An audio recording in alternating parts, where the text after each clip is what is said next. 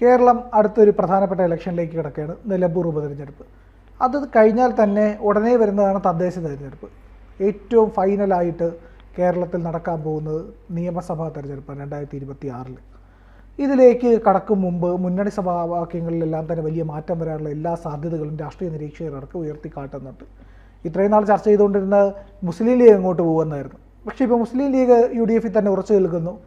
ഇനിയൊരു ഭരണ തുടർച്ച ഉണ്ടാകില്ല എന്നുള്ള ഭരണവിരുദ്ധ വികാരത്തിൻ്റെ എല്ലാ അടിസ്ഥാനത്തിൽ രാഷ്ട്രീയ നിരീക്ഷകരും പൊതു രാഷ്ട്രീയ പാർട്ടികളും എല്ലാം വിലയിരുത്തുന്നത് മൂന്നാം പിണറായി സർക്കാർ വരാനുള്ള സാധ്യത തുച്ഛമാണ് എന്നുള്ളതാണ്.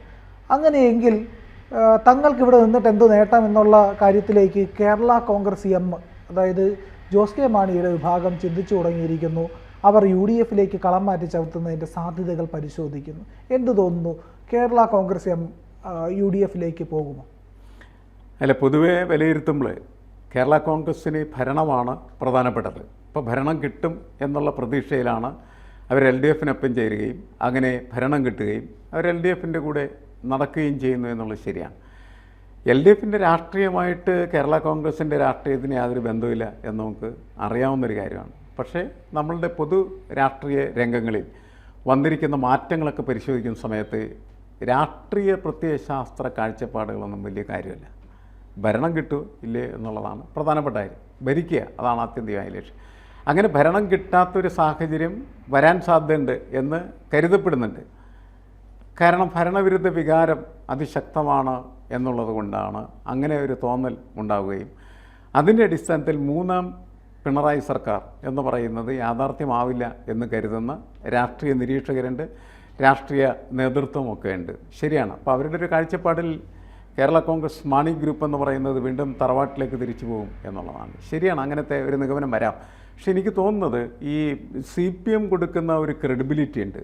CPM നിൽക്കുന്നവരെ എക്കാലത്തും കാത്തു സൂക്ഷിക്കും എന്ന് കരുതപ്പെടുന്ന തരത്തിലുള്ള ആ ഒരു കരുതൽ, ആ കരുതൽ നിലനിൽക്കുന്നിടത്തോളം കാലം CPM ഉപേക്ഷിച്ച് മാണി കോൺഗ്രസ് പോകാനുള്ള സാധ്യത കുറവാണ് എന്ന് കരുതാവുന്ന ഒരു രാഷ്ട്രീയ സാഹചര്യവും നിലനിൽക്കുന്നുണ്ടെന്നാണ് എനിക്ക് തോന്നുന്നത്.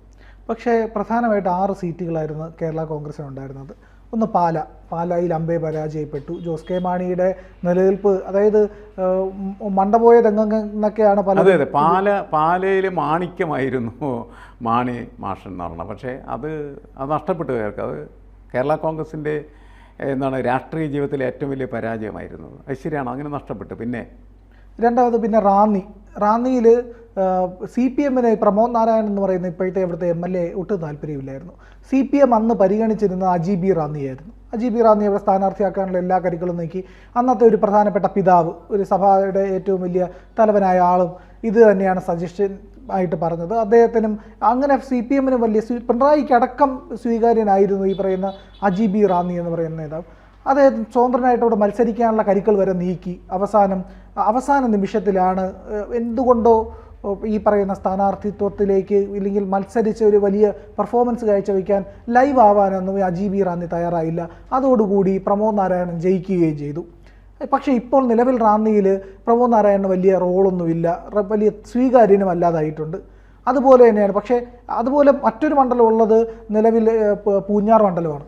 പൂഞ്ഞാർ മണ്ഡലം എന്ന് പറയുന്നത് PC ജോർജിൻ്റെ അഭാവത്തിൽ സെബാസ്റ്റ്യൻ കുന്നുങ്കൽ ജയിച്ചു വന്ന ഒരു സെബാസ്റ്റ്യൻ കുളത്തുങ്കൽ ജയിച്ചു വന്ന ഒരു മണ്ഡലമാണ്. ഈ 2 മണ്ഡലം എങ്ങനെയായിരിക്കും ഇനി? അങ്ങനെ അത് ജയിക്കാൻ സാധ്യത കുറവായിരിക്കും എന്ന് വേണമെങ്കിൽ കരുതാവുന്നതാണ്. അതിന് മാറ്റം വരാം. ഇടുക്കി റോഷി അഗസ്റ്റിൻ്റെ മണ്ഡലമാണ്, സേഫാണ്. കാഞ്ഞിരപ്പള്ളി ഡോക്ടർ N ജയരാജൻ്റെയാണ്, ചീഫ് വിപ്പാണ്. ചങ്ങനാശ്ശേരി ജോബ് മിഷേലിൻ്റെയാണ്. ഇത് 3ഉം ഓക്കെയാണ്. പക്ഷേ ഈ പറയുന്ന റാന്നിയും പൂഞ്ഞാറും എന്തായി തീരും എന്നുള്ളതൊരു വലിയ പ്രശ്നത്തിലുണ്ട്. ഒന്നുകിൽ അത് CPM ഏറ്റെടുക്കണം, തുടർച്ച കിട്ടണമെങ്കിൽ. അങ്ങനെയെങ്കിൽ CPM മുമ്പ് പരിഹരിച്ച സ്ഥാനാർത്ഥിയെ റാന്നിയിൽ വീണ്ടും കൊണ്ടുവരേണ്ടി വരും. പക്ഷേ പൂഞ്ഞാറോ, അപ്പോഴും അവിടെ പ്രശ്നമില്ലേ? PC ജോർജ് തന്നെ വീണ്ടും കളത്തിലിറങ്ങിയാൽ പൂഞ്ഞാർ മറിയാനുള്ള എല്ലാ സാധ്യതയില്ലേ? അല്ല, ശരിയാണ്. തെരഞ്ഞെടുപ്പിൽ ഇനി ഉറച്ച സീറ്റ് എന്ന് പറയാൻ പറ്റുന്ന തരത്തിൽ കേരള കോൺഗ്രസിൻ്റെ കൈകളിലുള്ളത് ഈ 3 മാത്രമാണ്. മറ്റ് 2 എന്ന് പറയുന്നത് ഏത് സമയത്ത് വേണമെങ്കിലും അവരിൽ നിന്ന് നഷ്ടപ്പെട്ടു പോകാവുന്നതാണ്. പക്ഷെ വേറെ ചില മണ്ഡലങ്ങൾ അവർക്ക് തിരിച്ചു പിടിക്കാൻ കഴിയുന്നതുമാണ് എന്ന് നമ്മൾ മനസ്സിലാക്കേണ്ടതാണ്. കാരണം പൊതുവായിട്ടുള്ളൊരു രാഷ്ട്രീയ അന്തരീക്ഷത്തിലാണ് കുറേ സീറ്റുകളിൽ ജയിക്കുന്നത്, കുറേ സീറ്റുകൾ തോൽക്കുന്നത് ഈ പൊതു രാഷ്ട്രീയ അന്തരീക്ഷത്തിലാണ്. അപ്പോൾ അടുത്ത ഭരണം ആർക്ക് എന്ന് പറയുന്ന ചോദ്യം ഉയരുന്ന സമയത്ത് അത് യു ഡി എഫിനെന്ന് ഉറപ്പായിട്ടും വിശ്വസിച്ചാൽ കേരള കോൺഗ്രസ് കൂടി അങ്ങോട്ട് പോകാനുള്ള സാധ്യതകളെ വേണമെങ്കിൽ വിലയിരുത്താം. പക്ഷേ ഞാൻ നേരത്തെ പറഞ്ഞൊരു അവരുടെ ഒരു ക്രെഡിബിലിറ്റി ഉണ്ട്, അങ്ങനെ പോകുകയില്ല എന്നൊന്നും നമുക്ക് പറയാനായിട്ട് പറ്റുകയില്ല. മാത്രമല്ല നിലമ്പൂർ ഇലക്ഷൻ കഴിയുമ്പോൾ ഇതുവരെ ഉണ്ടായിരുന്നതിൽ നിന്ന് വ്യത്യസ്തമായിട്ടുള്ള ഒരു രാഷ്ട്രീയ സാഹചര്യം ഉയർന്നു വരാനുള്ള സാധ്യത ഞാനിപ്പോൾ കാണുന്നുണ്ട്. കാരണം അൻവർ യു ഡി എഫിനൊപ്പം നിന്നിരുന്നെങ്കിൽ ഉറപ്പായിട്ട് യു ഡി എഫ് ജയിക്കുമായിരുന്നു, അതിലാർക്കും തർക്കമില്ലാത്തൊരു കാര്യമാണ്. പക്ഷെ അൻവർ മാറി അവിടെ ഒരു ചതുഷ്കോണ മത്സരത്തിലേക്ക് കാര്യങ്ങൾ പോയി കഴിഞ്ഞാൽ യു ഡി എഫ് ജയിക്കും എന്ന് ഉറപ്പ് പറയാൻ പറ്റാത്ത ഒരു സാഹചര്യം രൂപപ്പെടുകയാണ് ചെയ്തത്.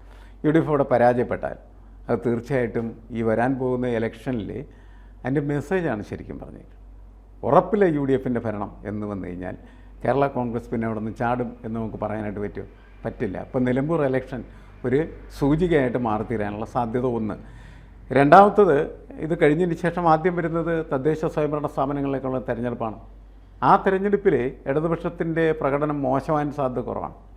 അതെ, സ്വാഭാവികമായിട്ട് ഇടതുപക്ഷം നിയമസഭയാണ് അവർക്ക് നഷ്ടപ്പെടാൻ സാധ്യതയുള്ളത് എന്ന് തന്നെയാണ് നമ്മൾ വിലയിരുത്തുന്നത്. നിയമസഭയിൽ ജയിക്കാനായിട്ട് സാധ്യതയില്ല എൽ ഡി എഫിന് ഇനി എന്ന് തന്നെയാണ് പൊതുവെ കണക്കാക്കപ്പെടുന്നത്. യു ഡി എഫ് വരാനുള്ള സാധ്യതയാണ് നമ്മളെല്ലാവരും, എല്ലാ രാഷ്ട്രീയ നിരീക്ഷകരും പൊതു സാഹചര്യമൊക്കെ അതിന് അനുകൂലമാണ്. പക്ഷേ ഈ നിലമ്പൂർ ഇലക്ഷൻ ചിലപ്പോൾ അതിൻ്റെ സാധ്യതകൾ അട്ടിമറിക്കുമെന്നാണ് എനിക്ക് തോന്നുന്നത്. എങ്ങനെ മാഷി കാണുന്നത് എങ്ങനെയാണ്? അതായത് നിലമ്പൂരിൽ നിലവിലെ സാഹചര്യത്തിൽ വോട്ട് സ്പ്ലിറ്റ് ഉണ്ടായാൽ മാത്രമല്ലേ എൽ ഡി എഫിനെ വോട്ട് സ്പ്ലിറ്റ് ഉണ്ടാവുമല്ലോ, വോട്ട് സ്പ്ലിറ്റ് ഉണ്ടാവും. കാരണം എന്ന് വെച്ചാൽ ഒരു 6000-ലധികം വോട്ടിൻ്റെ ഒരു ഭൂരിപക്ഷമാണ് ശരിക്കും ഈ നിലമ്പൂർ നിയോജകമണ്ഡലത്തിൻ്റെ പുനർനിർണയത്തിന് ശേഷം യു ഡി എഫിന് അവിടെ നമുക്ക് പറയാനായിട്ട് കഴിയുള്ളൂ. കൂടിയൊന്ന് 10 വരെ ആകാം. പിന്നെ ഒരു ജനറൽ ട്രെൻഡ് ഉണ്ടല്ലോ, ഈ സർക്കാരിനെതിരായിട്ടുള്ള വികാരത്തിൻ്റെ ഒരു വളരെ വലിയ കുത്തൊഴുക്ക് എന്ന് പറയും. അത് പക്ഷേ ഈ നിലമ്പൂർ നിയോജകമണ്ഡലത്തിൽ നടക്കുന്ന ഉപതെരഞ്ഞെടുപ്പിൽ അങ്ങനെ അത് ആ രീതിയിലേക്ക് ക്രോഡീകരിക്കാൻ കഴിയുന്നില്ല. ക്രോഡീകരിക്കാൻ കഴിയാതെ പോകുന്നതിൻ്റെ പ്രധാനപ്പെട്ട കാരണം ഈ തെരഞ്ഞെടുപ്പ് ആരുടെ ഉത്തരവാദിത്തമാണ്? അൻവർ ഉണ്ടാക്കുന്ന തെരഞ്ഞെടുപ്പാണ്. അൻവർ എഫക്റ്റ് ചെയ്യാനാണ് അതിൻ്റെ അകത്ത് പ്രധാനപ്പെട്ടത്. ആ അൻവറിനെ യു ഡി എഫിൻ്റെ സ്ഥാനാർത്ഥിയാക്കി നിർത്തിയിരുന്നത് എങ്കിൽ യു ഡി എഫ് ഈസി ആയിട്ട് ജയിക്കും എന്ന് തന്നെയാണ് നമ്മൾ കണക്കാക്കേണ്ടത്. ഇതൊക്കെ നമ്മളെ ഈ ആദർശം മറ്റൊന്നും പറഞ്ഞിട്ട് കാര്യമൊന്നുമില്ല. പ്രായോഗിക രാഷ്ട്രീയത്തിൽ ഇത്തരം പരിപാടികളാണ് എപ്പോഴും ഫലപ്രദമായിത്തീരുന്നത്. ഇപ്പോൾ പ്രായോഗിക രാഷ്ട്രീയത്തിൽ സംഭവിച്ച ഒരു വലിയ പിഴവാണ് അൻവർ വേറെ സ്ഥാനാർത്ഥിയായിട്ട് നിൽക്കുകയും യു ഡി എഫ് മത്സരിക്കുകയും അതേപോലെ ഇപ്പുറത്ത് എൽ ഡി എഫ് മത്സരിക്കുകയും ബി ജെ പി മത്സരിക്കുകയൊക്കെ ചെയ്യുന്ന ഈ ചതുഷ്കോണ മത്സരത്തിൽ കേഡർ വോട്ടുകൾ ഏറ്റവും കൂടുതൽ കിട്ടുന്നത് ആർക്ക് തന്നെയാണ്? എൽ ഡി എഫിന് തന്നെയായിരിക്കും. ഇപ്പോൾ എൽ ഡി എഫ് തോക്കാൻ സാധ്യതയുള്ള ഒരു മണ്ഡലത്തെ എൽ ഡി എഫ് വിരുദ്ധ വോട്ടുകൾ പല ഭാഗങ്ങളായിട്ട് ഭാഗിച്ച് പോയി കഴിയുമ്പോൾ എൽ ഡി എഫ് ജയിക്കുന്ന മണ്ഡലമായിട്ട് മാറും. ഇപ്പോൾ അങ്ങനെയാണ് സംഭവിക്കുന്നത്. കാരണം ബി ജെ പി കുറവ് വോട്ട് ബി ജെ പിയുടെ പിടിക്കും, യു ഡി എഫിൻ്റെ വോട്ടുകൾ പിടിക്കും. അവിടെ നിന്ന് ഇവിടുന്നൊക്കെ ഈ എന്താണ് SDP അതേപോലെ ജമാഅത്ത് ഇസ്ലാമി പിന്നെ ഈ മുസ്ലിം സമുദായത്തുമായി ബന്ധപ്പെട്ട് നിൽക്കുന്ന കുറേ വോട്ടുകൾ, അങ്ങനെയൊക്കെയുള്ള കുറേ വോട്ടുകൾ അൻവർ കൊണ്ടുപോകും. ആ അൻവർ കൊണ്ടുപോകുന്ന വോട്ട് ഇടതുപക്ഷത്തിൻ്റെ വോട്ടാവില്ല. കാരണം എന്താ വെച്ചാൽ ഇടതുപക്ഷം വളരെ രൂക്ഷമായിട്ടുള്ള രീതിയിൽ പൊളിറ്റിക്കലായി മാറി. അപ്പോൾ അവരുടെ പൊളിറ്റിക്കൽ വോട്ട് ഒരിക്കലും പോകില്ല. ബാക്കി കിട്ടുന്ന വോട്ടുകളൊക്കെ അവർക്ക് നഷ്ടമാകുന്നുള്ളത് ശരിയാണ്. പക്ഷേ അതുകൊണ്ട് ഈ തെരഞ്ഞെടുപ്പിൽ അൻവർ ജയിക്കുമെന്നോ യു ഡി എഫ് ജയിക്കുമെന്നോ നമുക്ക് ഉറപ്പ് പറയാൻ പറ്റാത്ത ഒരു അന്തരീക്ഷം വന്നു. യു ഡി എഫിന് കിട്ടേണ്ട വോട്ടാണ് യു ഡി എഫിനും അൻവറിനുമായിട്ട് ഭാഗിച്ചു പോകും. അപ്പോൾ കേരള കോൺഗ്രസ് അങ്ങനെ വരുമ്പോൾ പ്രായോഗിക രാഷ്ട്രീയത്തിൽ ഇവർ ജയിക്കാൻ സാധ്യത വരെയാണല്ലോ. അതെ, അങ്ങനെയാണെങ്കിൽ എൽ ഡി എഫിന് ഒരു തുടർച്ച വരുമെന്നൊരു പ്രതിച്ഛായ സമൂഹത്തിലാകെ ഉണ്ടാവുകയാണെങ്കിൽ, ആ പറയുന്ന ഒരു വിജയസാധ്യത വീണ്ടും എൽ ഡി എഫിലേക്ക് വരികയാണെങ്കിൽ കേരള കോൺഗ്രസ് യു ഡി എഫിൽ പോകാനുള്ള സാധ്യത അടയും. എങ്കിൽ എൽ ഡി എഫിൽ തന്നെ തുടരുകയും ചെയ്യാം.